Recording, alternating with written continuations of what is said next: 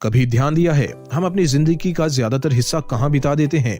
साल के करीब 260 दिन ऑफिस में, दिन के 8 से 9 घंटे काम और महीने के आखिर में एक सैलरी जो आने से पहले ही खर्च हो चुकी होती है। अब जरा एक सिचुएशन इमेजिन करो।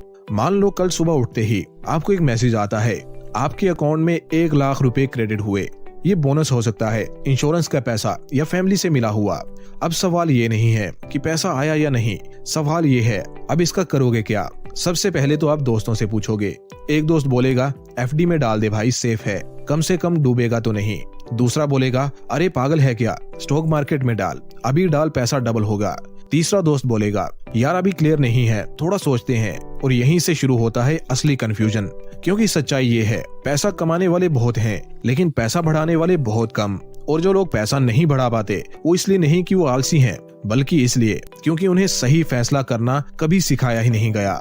आज की वीडियो उन्हीं लोगों के लिए है जो पैसा सिर्फ कमाना नहीं, समझदारी से बढ़ाना चाहते हैं। आज हम कोई भारी भरकम फाइनेंस की थ्योरी नहीं पढ़ेंगे। आज हम आसान भाषा में समझेंगे लमसम क्या होता है, नॉर्मल एसआईपी कैसे काम करती है, मॉडिफाइड एसआईपी या स्मार्ट एसआईपी क्या है, और सबसे जरूरी कौन सा तरीका आपके लिए सही है। लेकिन किताबों की भाषा में नहीं, एक रियल लाइफ कहानी के जरिए। 3 आम लोग, 3 अलग सोच और 3 अलग नतीजे, क्योंकि कहानियों से मिली सीख तुरंत दिल तक उतर जाती है और हमेशा याद भी रहती है। तो चलिए शुरू करते हैं। ये कहानी है 3 दोस्तों की, रोहन, मीरा और अर्जुन की। तीनों की इनकम लगभग सेम, कोई बहुत अमीर नहीं, कोई बहुत गरीब भी नहीं, बस टिपिकल मिडिल क्लास लोग। तीनों का सपना भी एक ही था, 5-7 साल में ऐसी वेल्थ बनाना कि पैसे को लेकर डर खत्म हो जाए। लेकिन फर्क था उनके सोचने के तरीके में, और वही फर्क आगे चलकर उनकी पूरी फाइनेंशियल लाइफ बदल देता है। सबसे पहले रोहन, अभी डालो वरना मौका निकल जाएगा वाला इंसान। रोहन के साथ एक दिन कुछ ऐसा होता है जो जिंदगी में कभी कभी सबके साथ होता है। उसके पापा उसे 1 लाख रुपए दे देते हैं, बोनस जैसा अनएक्सपेक्टेड पैसा। अब सोचो तुम्हें भी अचानक 1 लाख रुपए मिल जाए तो दिमाग में सबसे पहले क्या सोच आती है? यही कि इस पैसे से कुछ बड़ा करना है। उसी टाइम टीवी पर न्यूज चल रही थी, मार्केट ऑल टाइम हाई पर है, इंडिया फास्टेस्ट ग्रोइंग इकोनॉमी बन रही है, लॉन्ग टर्म में मार्केट हमेशा ऊपर जाता है। रोहन का दिमाग इंस्टेंटली कन्विंस हो जाता है। उसने सोचा अभी नहीं डाला तो मौका निकल जाएगा, सब लोग कमा रहे हैं, मैं क्यों पीछे रहूं। और बिना ज्यादा सोचे समझे, बिना ये पूछे कि पैसा कितने समय के लिए है, बिना ये सोचे कि मार्केट गिर भी सकता है, उसने पूरा 1 लाख रुपया एक साथ एक इक्विटी म्यूचुअल फंड में डाल दिया। यही कहलाता है लमसम इन्वेस्टमेंट। शुरुआत में सब कुछ परफेक्ट लगता है। पहले कुछ महीने रोहन बहुत खुश था, पोर्टफोलियो ऊपर जा रहा था। 6 महीने में 12% का प्रॉफिट, 1 लाख रुपए बन गए 1.25 लाख रुपए। अब कॉन्फिडेंस आ गया। रोहन दोस्तों को लेक्चर देने लगा, यार मार्केट में पैसा बनाना तो इजी है, बस सही टाइम पर एंट्री चाहिए। अंदर ही अंदर वो सोचने लगा काश और पैसा डाला होता, लेकिन मार्केट को आपका कॉन्फिडेंस पसंद नहीं आता। फिर अचानक क्रैश हुआ। कुछ महीनों बाद न्यूज बदल गई, ग्लोबल टेंशंस, इंटरेस्ट रेट्स बढ़ने लगे, फॉरेन इन्वेस्टर्स पैसा निकालने लगे, मार्केट धीरे धीरे गिरने लगा। 10%, 15% और फिर लगभग 20% तक गिरावट आ गई। रोहन रोज पोर्टफोलियो चेक करता, दिल तेज धड़कता। 1 लाख रुपए का इन्वेस्टमेंट 90,000 रह गया, फिर 85,000 और एक दिन देखा तो 82,000 ही रह गया। अब लॉजिक नहीं, इमोशन काम कर रहा था। डर, पैनिक, नींद खराब। उसके दिमाग में सिर्फ एक ही बात, और नीचे गया तो क्या करूंगा। और उसी डर में रोहन ने वो कर दिया जो ज्यादातर लोग करते हैं, लॉस में विड्रॉल। दोस्तों यहाँ एक सबसे दर्दनाक सच्चाई है। सच्चाई ये है रोहन का फैसला गलत नहीं था, गलत था उसका पेशेंस। अगर रोहन ने वही पैसा बस 5 साल तक अनटच छोड़ा होता तो मार्केट की हिस्टोरिकल एवरेज रिटर्न लगभग 11 से 12% एनुअली के हिसाब से 1 लाख रुपए आज करीब 1,75,000 से 1,80,000 रुपए बन चुके होते। मार्केट गिरा था लेकिन वो टेम्परेरी था। रोहन का लॉस परमानेंट हो गया क्योंकि उसने बीच में ही हार मान ली। दोस्तों रोहन की कहानी से सबसे बड़ा सबक ये है कि लमसम इन्वेस्टमेंट बुरा नहीं है, लेकिन ये तभी काम करता है जब पैसा एक्स्ट्रा हो, गोल लॉन्ग टर्म 5-10 साल का हो और आप शॉर्ट टर्म गिरावट देखकर पैनिक ना करें। लमसम में पैसा मार्केट से नहीं हारता, इन्वेस्टर अपने डर से हारता है। यही रोहन की कहानी है। अब सवाल ये है, क्या हर कोई रोहन जैसा होता है? तो जवाब है नहीं। अब चलिए मिलते हैं मीरा से, जिसने मार्केट को नहीं सिस्टम को फॉलो किया। अब बात करते हैं मीरा की। मीरा कोई फाइनेंस एक्सपर्ट नहीं थी, ना वो रोज मार्केट के चार्ट्स देखती थी, ना उसे सेंसेक्स निफ्टी के नंबर्स याद थे। मीरा बस एक सैलरीड एम्प्लॉई थी, हर महीने एक फिक्स सैलरी, फिक्स खर्चे, फिक्स जिम्मेदारियां। लेकिन मीरा ने एक बात बहुत जल्दी समझ ली थी, अगर महीने के आखिर में बचा हुआ पैसा इन्वेस्ट करूंगी तो इन्वेस्ट कभी होगा ही नहीं। इसलिए उसने खुद के लिए एक बहुत सिंपल लेकिन पावरफुल रूल बनाया, सैलरी आएगी पहले इन्वेस्टमेंट करूंगी, फिर बाकी खर्चे। एसआईपी की शुरुआत बिना ड्रामा, बिना एक्साइटमेंट के। मीरा ने कोई बड़ा रिस्क नहीं लिया। उसने डिसाइड किया हर महीने 10,000 रुपए की एसआईपी, ना ज्यादा न कम, बस इतना कि उसकी लाइफस्टाइल डिस्टर्ब ना हो और कंसिस्टेंसी बनी रहे। सैलरी आते ही पहला डेबिट सीधा एसआईपी में। मार्केट ऊपर जाए या नीचे, कोई कॉम्प्रोमाइज नहीं।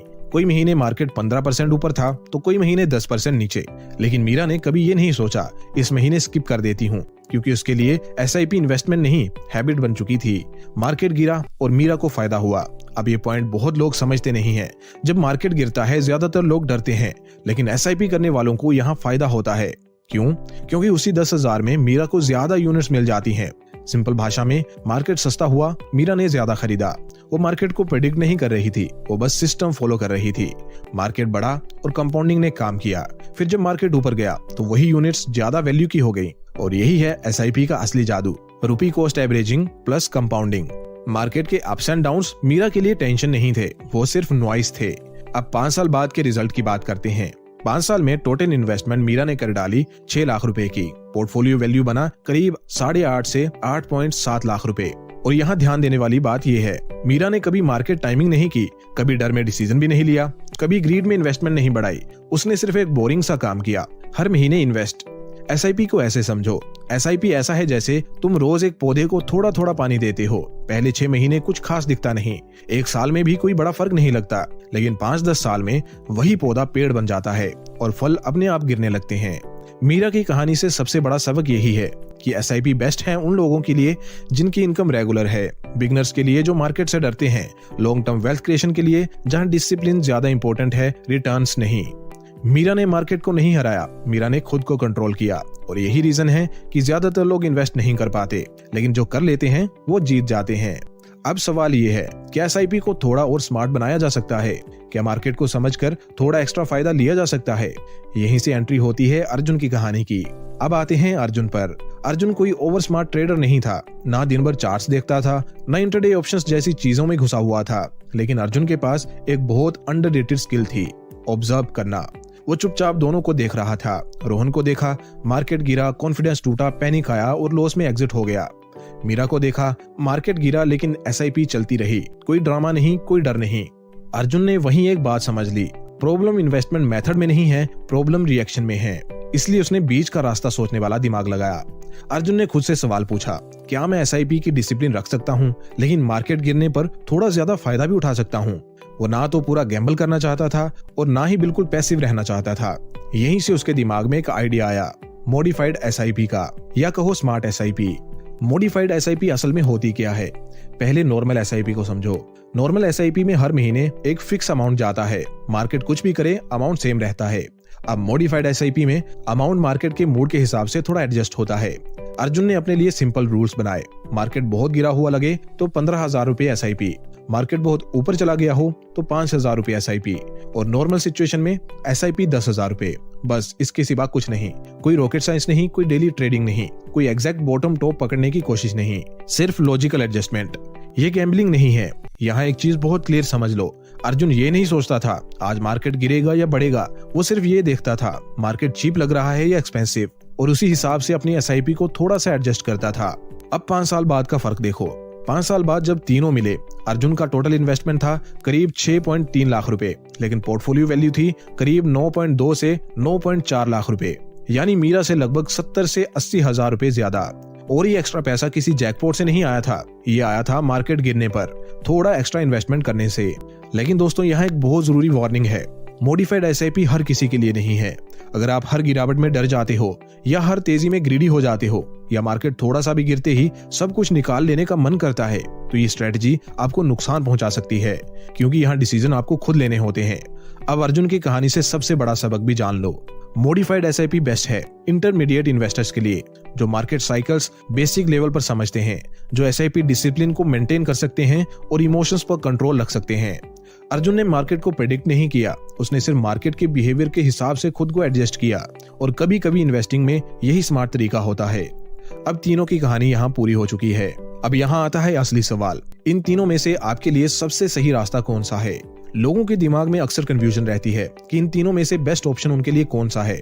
सच बताऊं तो कोई भी ऐसा तरीका नहीं है जो हर इंसान के लिए परफेक्ट हो। सही ऑप्शन पूरी तरह आपकी सिचुएशन पर डिपेंड करता है। अगर आपके पास एक बार में बड़ा पैसा है और गोल 5 से 10 साल का है तो लमसम आपके लिए ठीक है। अगर आप हर महीने सैलरी कमाते हो और धीरे धीरे सेफ तरीके से वेल्थ बनाना चाहते हो तो नॉर्मल एसआईपी बेस्ट है। और अगर आप मार्केट को थोड़ा समझते हो, गिरावट देखकर घबराते नहीं और थोड़ा एक्टिव रह सकते हो तो मॉडिफाइड एसआईपी एक स्मार्ट ऑप्शन हो सकता है। कोई तरीका छोटा या बड़ा नहीं है, गलत बस वही तरीका है जो आप शुरू ही नहीं करो। अब सबसे बड़ी सच्चाई सुनो, इन्वेस्टमेंट में मेथड उतना इंपॉर्टेंट नहीं है जितनी की कंसिस्टेंसी। गलत तरीका भी अगर 10 साल लगातार किया जाए तो पैसा बना देता है, लेकिन सबसे परफेक्ट स्ट्रेटेजी भी अगर बीच में छोड़ दी जाए तो रिजल्ट 0 आता है। वेल्थ कभी ओवरनाइट नहीं बनती, वेल्थ बनती है छोटे छोटे बोरिंग फैसलों से जो आप सालों तक रिपीट करते हो। अब दोस्तों आपकी बारी है। अब मुझे बताओ आप किस टाइप के इन्वेस्टर हो, रोहन जैसे लमसम इन्वेस्टर, मीरा जैसे डिसिप्लिन्ड एसआईपी या अर्जुन जैसे स्मार्ट एसआईपी इन्वेस्टर? कमेंट में जरूर बताना। अगर वीडियो से थोड़ी भी क्लैरिटी मिली हो तो लाइक भी कर देना, शेयर भी कर दो अपने दोस्तों के साथ और सब्सक्राइब भी कर दो, क्योंकि यहाँ हम सिर्फ पैसा कमाने की नहीं, समझदारी से बढ़ाने की भी बात करते हैं।